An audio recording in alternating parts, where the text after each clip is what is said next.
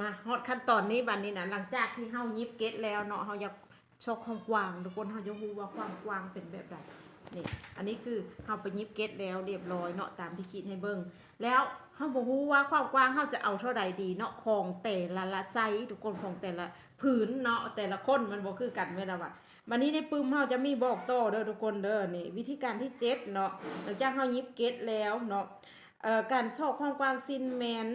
หลังจากยิบเก็ต6เก็ตแล้วให้แทกเก็ตใหญ่ขึ้นเนาะแล้วก็มีวิธีการบอกในนี้เนาะสมมุติให้เบิ้งทุกคนตามหน้าที่49เฮาก็ไปเบิ้งต่อเลยหน้าที่49เนาะเห็นบ่นี่ยิบเก็ตแล้วเฮาจะไปต่อหน้านี้เนาะไปต่อหน้านี้หน้าที่49ก็คือเฮาจะเช็ค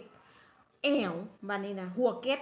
ทุกคนมีวิธีบอกให้เนาะแทะแต่ใส่หาใส่ขึ้นแล้วแอวเท่าใดเอาแบบใด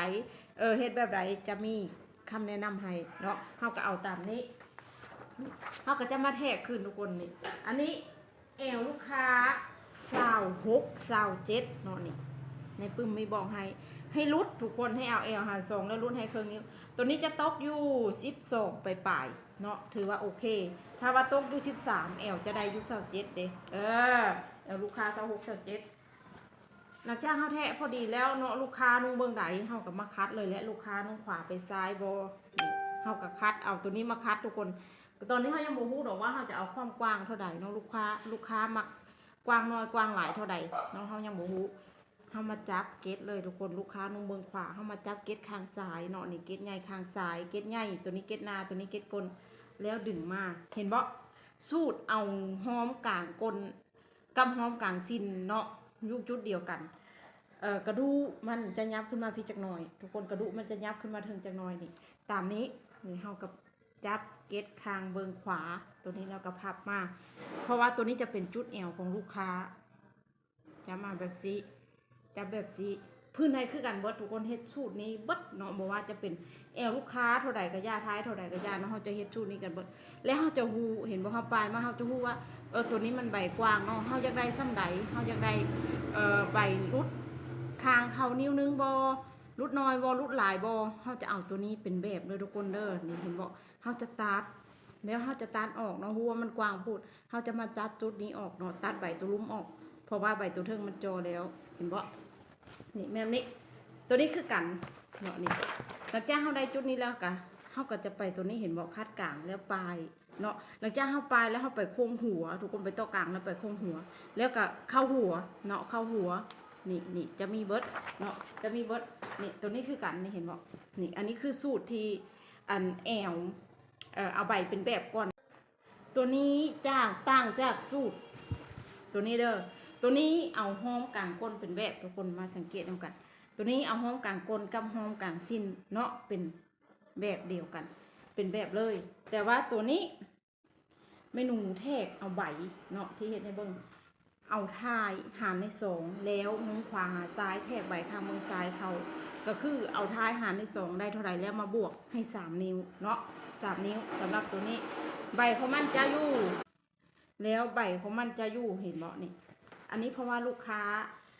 ย้ำมาสร้างมาเนาะโบต้องการบนโต๊ะกลางอยู่แถวนี้เนาะในกรณีคนจ้อยเขาเฮ็ดแบบไหนก็ได้เบิดทุกคนแต่ว่าถ้าว่าเป็นคนที่ไซส์อ้วมเนี่ยนะเฮาจะเฮ็ดตามสูตรนั้นบ่ได้เพราะว่าบางเทื่อใบตัวนี้เนาะมันอาจจะอยู่จุด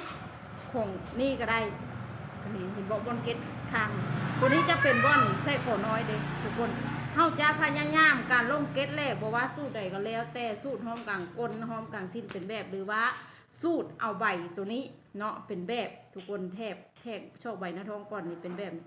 กระตามคอแต่ว่าให้ใบตัวนี้เห็นบ่บอดซิโต้กลางตัวนี้ให้มันไก่เก็ตเนาะให้มันไก่เก็ตตัวนี้มาเก็ตอันข้างนี่ทุกคนถ้าว่าเป็นซ้ายหาขวาก็ให้มันไก่เนาะอันนี้เป็นขวาหาซ้ายก็ให้มันไก่แบบสีเดบนตัวกลางของมันจะมาอยู่จุดนี้เห็นบ่บ้านทั้งพับมันจะพับไปพี่เดนี่มันจะพับมาพี่เนาะบนตัวกลางมันจะไก่มาพี่แล้วถือว่าโอเคเนาะทุกคนใส่ได้เนาะเพราะว่าเป็นอย่างเฮาจังเฮ็ดแบบที่ลูกค้าบ่มักเด้ให้มันอยู่จุดนี้เนาะบ่มักแท้ๆหรือว่าให้มันอยู่ทางหน้าท้องต้องให้มันอยู่ใบปลายวันนี้ทำมาปลายเบิ้งเนาะเอาเข็มมุดคัดแล้วมาปลายเบิ้งเด้อทุกคนเด้อก็คือเฮ็ดทุกคืนต้องเฮ็ดแบบสีใดถ้าต้องเซ็กแอวขึ้นตามนี้เลยขาดบ่ได้เลยทุกคนทุกๆผืน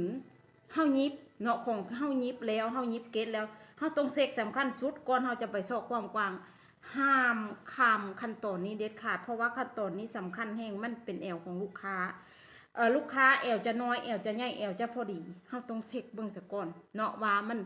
ถูกตามสูตรบ่ถ้าว่าเฮาถูกตามสูตรแล้วคือเมนูเฮ็ดแล้วก็โอเคก็ไปต่อก็คือคัดนี่คัดตัวนี้เนาะคัดตามที่เมนูเฮ็ดให้เบิ่งแล้วปลายเบิ่งลูกค้าลงเบิ่งใดเฮ็ดตามลูกค้าเนาะปลายเบิ่งถ้าโอเคเนาะเฮาจังไปต่อกลางแต่ถ้าว่าชิ้นหอมเนาะใบมันอยู่พี่และนี่ใบตัวนี้มันอยู่พี่เฮาจำเป็นต้องได้ตากถ้ามันใบมันกายและกายทายออกมาเฮาจำเป็นต้องได้ตัดเนาะเพราะว่าของเมนูนี่จ้าบ่ชอบความกว้างก่อนเนาะบ่ชอบความกว้างเปียกก่อนก่อนมาซอกตัวนี้ได้ขาดเนาะหลังจากมันโอเคแล้วจังต่อกลางแล้วก็ไปโค้งหัวเด้อทุกคนเด้อนี่เพราะฉะนั้นแล้วปืนพวกนี้ก็ถือว่าสำคัญเนาะผู้ใดสนใจก็สั่งได้ทุกคนขายกับว่าแมนเนาะบอกความรู้กับว่าแมนความรู้คือบอกวัดทุกอย่างเนาะบอกแบบละเอียดเลยเด้อ